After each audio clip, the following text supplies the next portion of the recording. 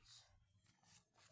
Isa pang bahagi dito sa may bayan ng President Rojas o sa dating pangalan ng Nailong.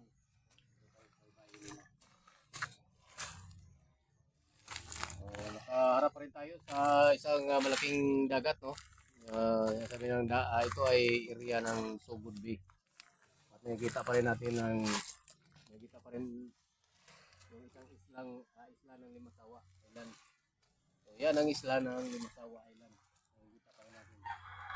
At yan lang dito ay Liloan.